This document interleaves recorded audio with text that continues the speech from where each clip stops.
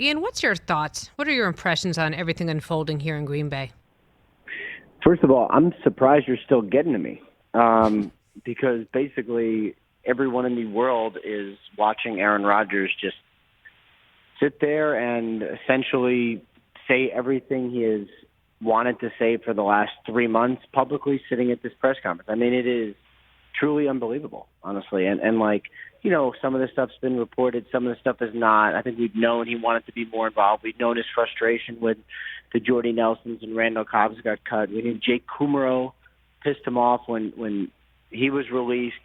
But to see Aaron Rodgers sit there and in, these many moments, many raw moments of just openness is truly astounding. It's incredible.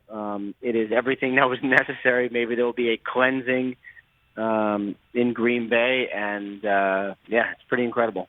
Tom Pelissaro put on Twitter that Aaron is saying, I know I can still play and I want to still play, and talked about how at the same time Brett Favre said goodbye with the words, I know I can play, but I don't think I want to. What's the magnitude of this? If you look in the big picture of the NFL and this détente between the Packers and Aaron Rodgers, what does that all mean? Well, it means that Aaron Rodgers is going to be the Packers quarterback this year, and then that's all that we know, which is okay because I think most players in the NFL are year to year. Maybe you get a big 5-year contract and you're going to be there 3 years, but sometimes it means you're only going to be there 2 years. So Rodgers, we know he's going to be there 1 year. It also means for those people who enjoy talking about things like where's Aaron Rodgers or where's Russell Wilson going to go, we're probably going to do it again next offseason. But, it's amazing that it sort of came together like it did. I think the Packers, probably did a good job when it became public, very public, and said, we need to listen to this guy. Because traditionally the Packers have treated players like players. And as Rodgers very clearly said, he wants to be treated like Aaron Rodgers. When you're going to cut a receiver, he wants you to ask him, which is really, he's a star quarterback. I mean, that's how those guys get treated. So I think it's incredible that they got here. I think Rodgers is the quarterback of the Packers for 1 more year, and maybe he retires next year. Maybe he goes somewhere else. His future remains a beautiful mystery, which, we're all okay with. Not every quarterback is Aaron Rodgers or Tom Brady, but they're obviously seeing what Tom has done in Tampa Bay. How has Tom Brady's control changed how other quarterbacks perceive theirs to come after him? Yeah, I do think that's something that's had kind of a trickle down. And it's fascinating to me because, I covered the Patriots for 3 years and I feel like I'm pretty in tune to what New England is like. And Brady never got say in New England. He would joke about it. I'm just a player, And they do things like trade Deion Branch before the season. One of his best friends and his best receiver. I mean, that's trade Richard Seymour. I mean, everybody was tradable in New England, and they consistently won. And then you get to Tampa, and they bring in 2 of his friends, Antonio Brown and Rob Gronkowski, and then they win in Tampa also. Now, one takeaway is that Tom Brady's a very good football player and makes other people very good. But I do think seeing Brady have say in personnel led the other quarterbacks to go, well, hang on a second. Maybe I could write my own ending, and maybe I could bring in my guys. And, I think Russell Wilson thought about it. I think Aaron Rodgers thought about it. The other hand, quarterbacks generally are very bad at this because they want their friends rather than what's best for the football team. So it is something to sort of be careful of, but I think everybody took notice of what Brady did. I mean, it reminds me of the old days with Bill Parcells wanting to shop for the groceries and, shop for the groceries and cook in the kitchen or something like that? I mean, and a lot of people have said coaches aren't good at personnel decisions either. And a lot of them aren't. And it's the same sort of thing, though, because, we see it in the draft room all the time, except for a couple teams that have very coach-centric drafting, like the Bengals are kind of like that. Most times when coaches get involved, mistakes happen.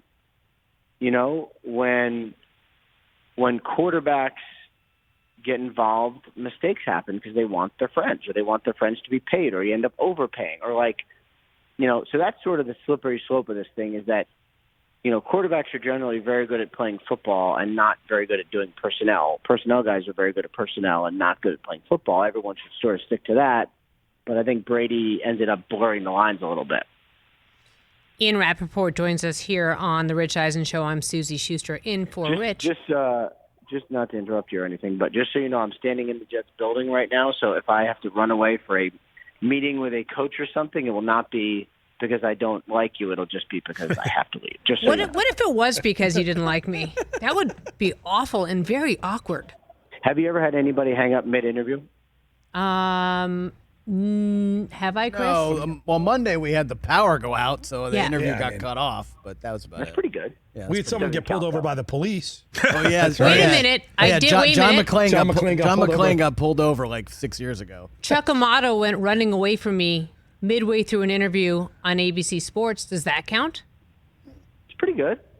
And I chased him down and I asked him 2 more questions before we got to the locker room. I feel like that's pretty good.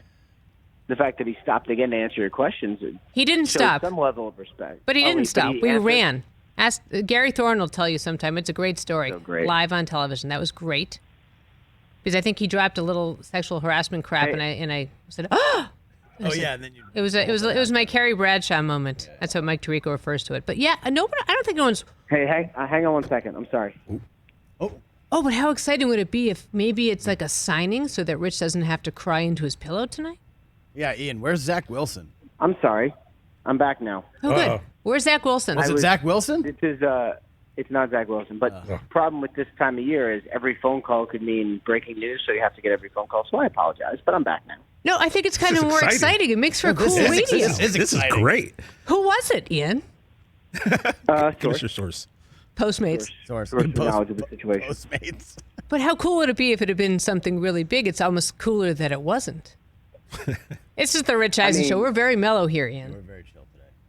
I mean, one time I hung up on a radio host in Washington, and he ended up absolutely destroying me the next day until I called up and apologized, and then he had to go to break because he was so flustered when I called up and apologized. He didn't have anything planned except just to trash me. Oh, but that's amazing. That's more like Boston sports radio, where the minute you hang up, they'll trash you. How are they going to trash you for just doing your job? That's so bizarre. I mean, people. There's all sorts of reasons to bash me. I don't need to give people reasons. They got plenty of reasons.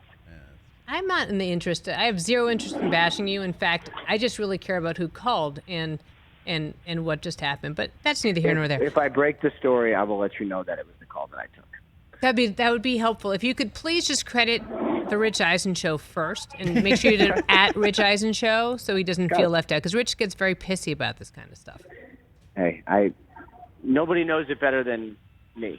So when is Zach Wilson showing up, though, Ian? I don't know. Let me see if I see him. Do not see him. One thing that is funny with training camp is we spend so long. I work from home usually, so I spend so long trying to figure out who's showing up where, who's holding out. But for training camps, reporters just wait in the front and they're like, "Oh, that guy walked in." It's the best way of reporting. I see this guy. They're still in a stalemate. I don't know when it's going to end. I don't. The problem is you can't predict it because it's literally someone changing their mind based on something that they had decided.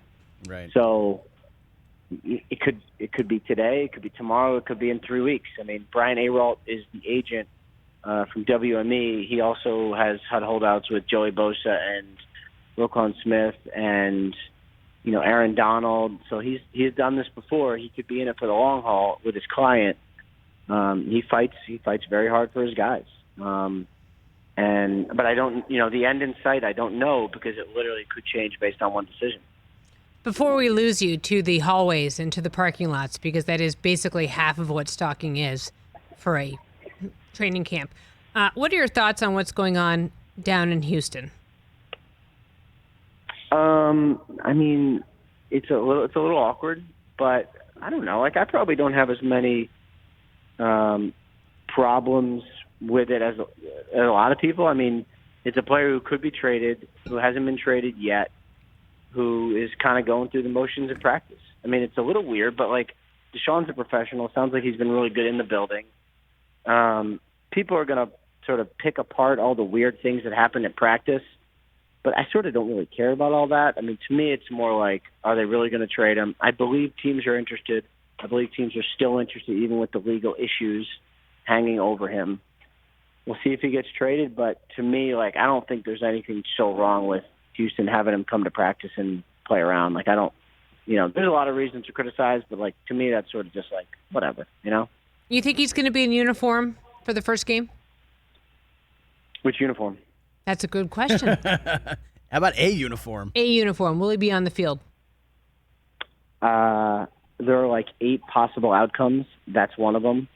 I honestly don't know. I really don't. I wish I did. I wish I knew who he was playing for. I wish I knew if he was suspended. This is one story where there are so many different outcomes. I really do not know.